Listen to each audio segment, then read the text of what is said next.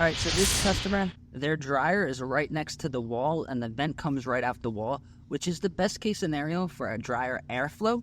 But the only downside is when the vent is this low, especially by bushes and stuff, you have a very big risk of an animal getting in there. And I am in South Florida and I have cleaned so many dead iguanas out of these vents. So if your vent is like this and goes right out the side, I highly recommend putting one of these bird guards or rodent guards on your vent.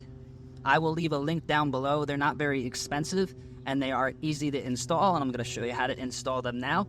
Do not put a regular screen right over the vent. Those could get clogged really fast. And this screen is blocking all the air from coming out. Even if you clean the vents, do all of that, get a brand new dryer, it will not work with this screen on it.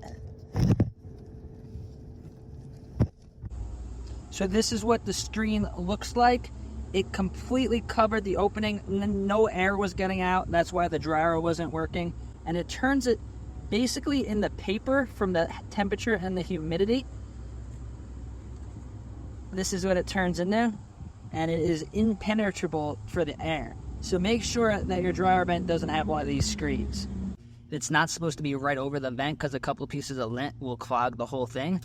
This is meant to sit above it so it has room, and then when it's time to clean it, there is a flap down here and you could just open it up and clean it really easily. So I highly recommend these. I'm going to show you how to install it. This one fits on just like that. Should be good. It has plenty of room for the lint to not get clogged. And then this is on concrete block, so I am going to be using concrete Tapcons. These are kind of expensive, but they hold into concrete really well.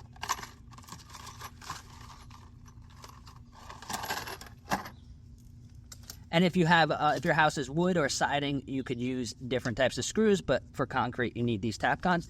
So you have to drill a hole first. So put the bit that comes with the Tapcons on our drill.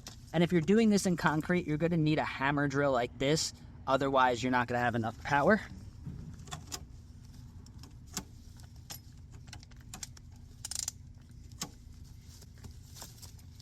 Make sure it's lined up good. That'll do it.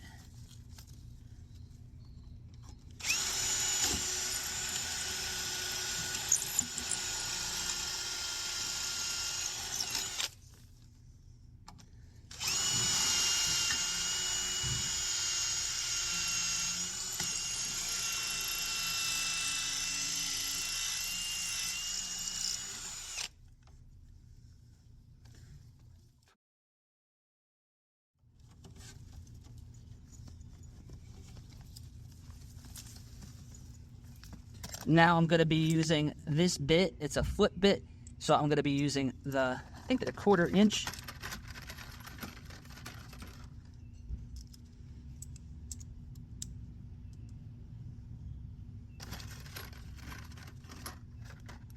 Quarter inch right there. Try to get the ones that aren't Phillips so you get a better grip on it when you put them on.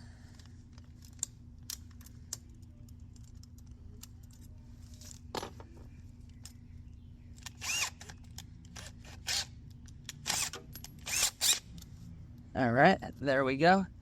Now what we're gonna do is get this screw in. All right, there we go. We got one.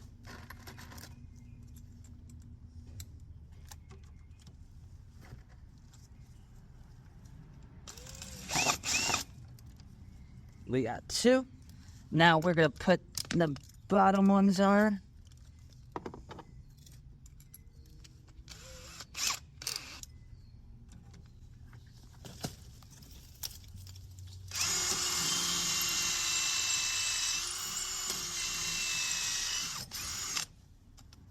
Make sure you got all the power on your drill.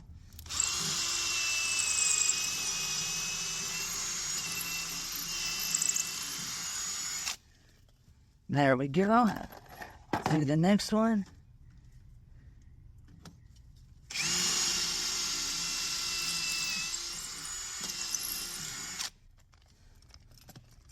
Be careful, this bit's gonna be really hot from all the friction. Ooh, that was hot.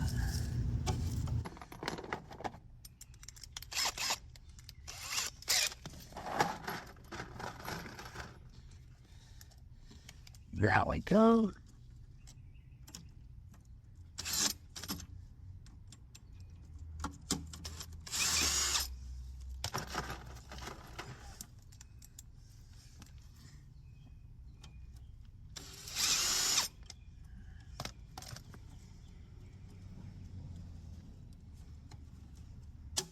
And there we go. It's closed. It's on there real good. Now, that took about 10, 15 minutes at most. $10, maybe 15 for the product. Depends on where you get it from. And now we are protected from rats, snakes, iguanas, anything.